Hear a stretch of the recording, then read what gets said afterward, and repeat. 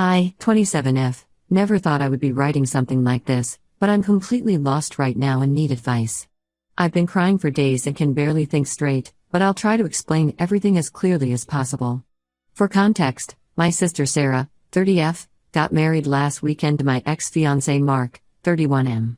Yes, you read that right. The same Mark who I was engaged to 3 years ago before he suddenly broke things off with me claiming he wasn't ready for marriage. I'm still in shock and trying to process how this could have happened. Some background about our family: Sarah and I grew up extremely close despite the 3-year age gap. Our parents always emphasized family loyalty above everything else, and Sarah took her role as protective older sister very seriously. She would screen my boyfriends in high school, give me relationship advice in college, and was always my biggest supporter. We shared everything with each other, or at least I thought we did. Mark and I met during my sophomore year of college at a mutual friends party. He was a senior studying engineering, and we hit it off immediately. He was funny, smart, and treated me with so much respect. We started dating a few months later and everything felt perfect. My family loved him, especially Sarah. She would invite him over for family dinners even when I couldn't make it due to classes. They bonded over their shared interest in photography and hiking. I was thrilled that my sister and boyfriend got along so well. After graduation, Mark got a job at an engineering firm in our city and I started working as a teacher. We moved in together and started planning our future. He proposed on our 4th anniversary during a hiking trip, one that Sarah had actually helped him plan. She seemed so excited when we announced our engagement and immediately offered to help with wedding planning. The next 6 months were a blur of venue hunting, dress shopping, and planning details. Sarah came to every appointment, helped me choose flowers, and even designed our wedding invitations since she works in graphic design. She was the perfect maid of honor, or so I thought. Then one day, about 6 months before the wedding, Mark came home acting strange. He sat me down and told me he had been doing a lot of thinking and realized he wasn't ready for marriage. He said he needed time to figure himself out and that it wouldn't be fair to go through with the wedding. I was blindsided and devastated but tried to be understanding. When someone tells you they're not ready, you can't force them, right? Sarah was the first person I called after Mark left. She came over immediately with ice cream and wine, letting me cry on her shoulder and telling me I deserved better. She helped me cancel all the wedding arrangements and even offered to tell our family so I wouldn't have to explain it over and over. Looking back now, I feel sick thinking about how she played me. Fast forward to 3 weeks ago when Sarah announced she was getting married. She had been very secretive about who she was dating, always making excuses about why we couldn't meet him. She claimed he traveled a lot for work and their schedules never lined up for family gatherings. When she announced her engagement, she said she wanted the groom to be a surprise and that we would all love him. I thought it was weird, but my parents seemed fine with it. They had apparently met him already but wouldn't tell me anything, saying Sarah wanted to reveal everything herself. The day of the wedding arrived and I was excited to finally meet this mystery man. I got to the church early to help Sarah get ready, but her bridesmaids, none of whom were mutual friends, said she was getting ready at a different location and would arrive just before the ceremony. That should have been my first red flag. When I walked into the church and saw Mark standing at the altar, I thought I was hallucinating. My knees buckled and my brother Tom had to grab my arm to keep me from falling. Before I could process what was happening, the wedding march started playing and Sarah appeared at the end of the aisle, beaming like this was the most natural thing in the world. During her vows, she actually had the audacity to talk about their beautiful love story and how they had kept their relationship private for 2 years because they wanted to be sensitive to family dynamics. She talked about how their friendship had blossomed into love and thanked our family for keeping their secret until they were ready to share it. I looked at my parents during this speech and saw them smiling and crying like this was some beautiful moment. Other relatives were wiping away tears too, apparently moved by this romantic story. I felt like I was in some twisted alternate reality where everyone had lost their minds. I couldn't stay to hear Mark's vows. I got up and walked out, ignoring my mom calling my name. I drove home in a daze and have been here ever since, trying to make sense of everything. My phone has been exploding with messages from family members.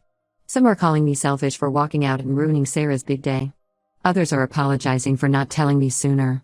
A few relatives have expressed their disgust with Sarah and Mark's actions. Sarah has sent multiple texts trying to explain herself. She claims nothing happened between them while Mark and I were together, that their relationship developed naturally after our breakup. She says they kept it secret because they wanted to be sure it was real before telling me. The wedding reveal was supposed to be romantic apparently. She thought enough time had passed that I would be happy for them. My parents keep calling to explain their side.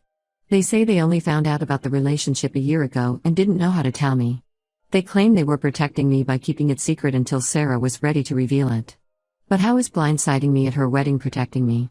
Mark hasn't reached out except for one text saying he's sorry for how everything came out and that he never meant to hurt me. The fact that he thinks a text message is sufficient after this level of betrayal shows exactly what kind of person he is. I don't know what to do now. I've blocked Sarah and my parents' numbers because I can't handle their excuses right now. Some family members are telling me I'm overreacting and should be happy that my sister found love, even if it's with my ex. They say enough time has passed that I should be over Mark by now. But this isn't about still having feelings for Mark, it's about the betrayal by my own sister and my family's decision to help her hide it. Am I crazy for feeling this way? Should I try to forgive them? Right now, I can't imagine ever having a relationship with Sarah again, and my trust in my parents is completely shattered. How do you move forward when your entire family has conspired to deceive you? Update 1: Things have gotten significantly worse since my last post. The betrayal runs deeper than I initially thought, and I'm struggling to cope with all the new information that's come to light. After blocking Sarah and my parents, I started receiving messages from people I hadn't heard from in years. Apparently, my post reached some mutual friends who had been carrying guilt about knowing things but not telling me. What they revealed made my blood run cold. 3 different friends have come forward with information that proves Sarah and Mark's 2-year relationship story was a complete lie. Emma, who works at a local coffee shop near Mark's office, sent me security footage from their parking lot showing Sarah and Mark kissing. The timestamp shows this was 2 months before he broke off our engagement. In the video, they look comfortable with each other, like this wasn't their first time meeting secretly. Another friend, Jake, who used to work with Mark, admitted that he had seen them together multiple times during lunch breaks while Mark and I were still engaged. He said he had convinced himself they were just close friends, but looking back, their body language was clearly more than friendly. Jake apologized for not telling me sooner, saying he didn't want to ruin things without concrete proof. The most devastating revelation came from my old roommate Rachel. She confessed that she had once seen Mark's phone light up with a message from Sarah that was definitely not sisterly. This was about 4 months before our breakup. Rachel said she had confronted Mark about it, and he fed her some story about planning a surprise party for me. She believed him because Sarah had always been so supportive of our relationship. When I confronted my parents with this evidence, especially the security footage, they broke down. My mom started crying and finally admitted that they had suspected something was going on back then. Apparently, they had noticed Sarah and Mark spending a lot of time together, but when they questioned Sarah, she convinced them they were planning things for the wedding.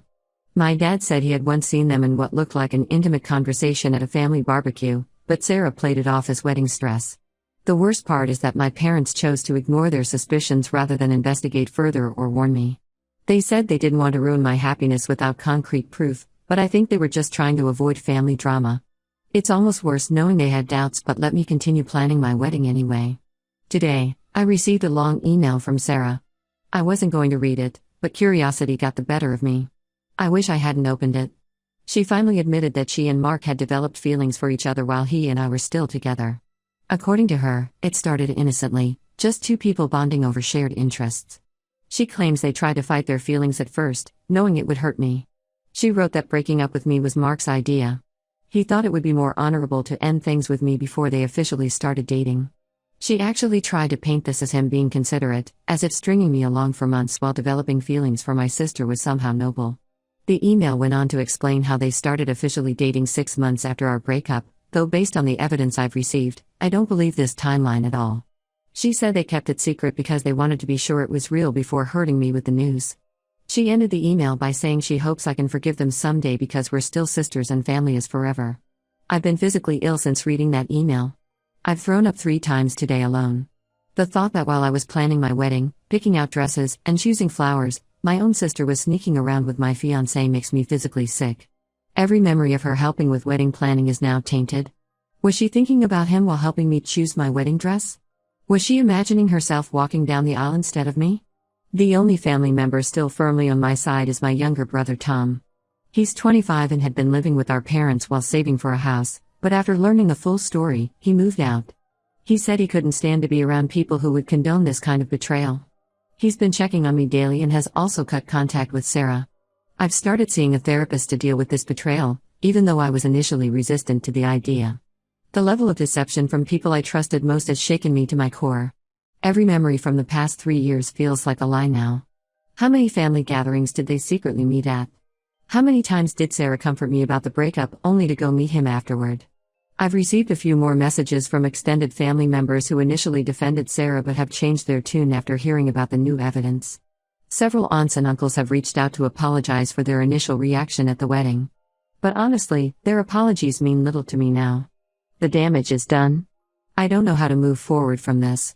My therapist says it will take time to process this level of betrayal, but right now, I can't imagine ever trusting anyone again. The two people I trusted most in the world, my sister and my fiancé, orchestrated an elaborate deception that spanned years. And my parents, who were supposed to protect me, chose to protect their lie instead. Update 2: When I thought things couldn't possibly get worse, life proved me wrong again. Tom came to my apartment yesterday with information that has completely shattered what little was left of my world. After moving out of our parents' house, Tom had been going back occasionally to collect his remaining things. During one of these visits, he found Sarah's old phone in a box of her stuff that she'd left behind when she moved out. Out of curiosity, he tried turning it on. To his surprise, it still worked, and Sarah had never logged out of her accounts. What he found made him sick. The messages between her and Mark went back much further than anyone knew, all the way to when I was still happily dating him. They had been having an emotional affair for over a year before anything physical happened. Tom spent hours going through everything and taking screenshots before the phone died. The messages show a calculated, deliberate betrayal that makes me question everything I thought I knew about my sister. They had been planning how to break up my engagement in a way that wouldn't make anyone suspicious. Sarah actually suggested Mark use the not ready for marriage excuse because she knew me well enough to know I would respect that reason and not push back. There were detailed discussions about how to act around me to avoid suspicion. Sarah deliberately played up her role as the supportive sister, making sure to be extra caring after the breakup so no one would suspect anything. She would text Mark about how well her performance was going when she comforted me. What hurts the most is reading their jokes about how oblivious I was. They would meet up at places where they knew I would never go, laughing about their secret rendezvous. Sarah would comfort me about the breakup, then text Mark immediately after about meeting up. They even had code words for each other in case they needed to communicate when I was around. The messages revealed that our parents had actually caught them in a compromising position once, about 4 months before the wedding reveal. Instead of telling me, they had a family meeting, without me, obviously, where Sarah and Mark convinced them that they were truly in love and that telling me would only hurt me unnecessarily. My parents agreed to keep their secret, thinking they were protecting me. Tom sent copies of all the screenshots to our parents. My mom called me sobbing, saying she had no idea the deception went this deep. She admitted they had suspected something but never imagined it had started while Mark and I were still together. My dad, who had always been close to Sarah, hasn't spoken to her since seeing the messages. According to Tom, he's completely devastated by her behavior. Several relatives who had been defending them have now apologized to me after seeing the evidence. My Aunt Linda, who had initially told me I was overreacting, called me in tears after Tom showed her some of the messages. She said she never would have defended them if she had known the full story. Sarah must have found out about Tom accessing her old phone because she sent me another email. This time, she didn't try to justify anything. She just begged me not to share the messages with anyone else, saying it would destroy her marriage and her relationship with our extended family. The fact that she's more concerned about her reputation than the pain she caused me says everything about who she really is. Mark finally tried to reach out directly. He left a voicemail saying he never meant for any of this to happen, that he had genuinely loved me when we started dating but something changed when he got to know Sarah better. He said he knows he handled everything wrong but hoped I could understand that sometimes people can't help who they fall in love with. I deleted the voicemail halfway through. I couldn't stomach hearing any more of his excuses. I've decided to forward all the screenshots to Mark's parents, who had always treated me like a daughter. They deserve to know what kind of person their son really is. Sarah probably won't like that, but I honestly don't care anymore about protecting either of them. Tom has been my rock through all of this. He's the only family member I still fully trust. He said he's looking for an apartment closer to mine so he can help me through this. I don't know what I would do without him right now. Update 3: The dust has finally started to settle, though nothing will ever be the same. Sarah and Mark returned from their honeymoon to find their perfect little world crumbling around them. After the screenshots got out, most of our extended family has cut contact with them. Even Mark's parents, who I forwarded the messages to, have barely spoken to him since. My parents are barely acknowledging Sarah's existence. Mom tried to play mediator at first, suggesting family counseling, but Dad shut that down immediately. He said he can't even look at Sarah without feeling sick about how she betrayed her own sister. According to Tom, Dad has removed all photos of Sarah from their house and refuses to discuss her with anyone.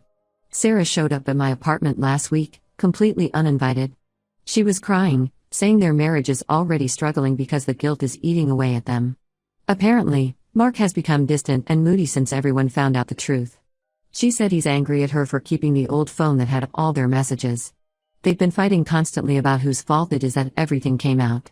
She begged for forgiveness, saying she would do anything to make things right. She even offered to leave Mark if that would help repair our relationship. I just laughed at that, as if leaving him now would somehow erase years of betrayal. I told her she should have thought about the consequences before spending 2 years helping my fiancé plan how to break my heart. Then I closed the door in her face. Mark's mother called me last week. She was crying, apologizing for raising a son who could do something so horrible. She said she and Mark's father have told him they won't be spending the holidays with him and Sarah this year. They've invited me instead, but I declined. As much as I appreciate their support, being around them would bring up too many painful memories. I've moved to a different city for a fresh start. Got a job at a new school and found a nice apartment in a quiet neighborhood. Tom visits regularly. He's actually looking for jobs in this area so he can move closer. My relationship with my parents is slowly improving, though I don't think it will ever be what it was. They call regularly and have visited twice, but there's always this underlying tension. Every time I look at them, I remember how they chose to protect Sarah's secret instead of protecting me. Some extended family members have suggested I should consider forgiveness, saying life is too short to hold on to anger.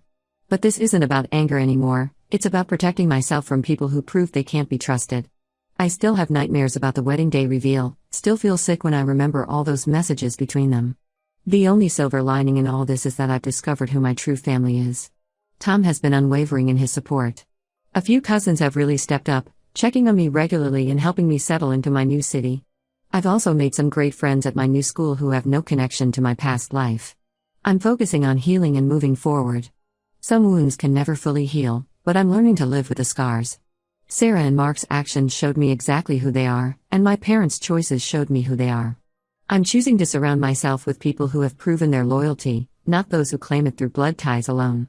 Sometimes doing the right thing means walking away, even from family. I've chosen peace over toxic relationships, and I don't regret it for a second.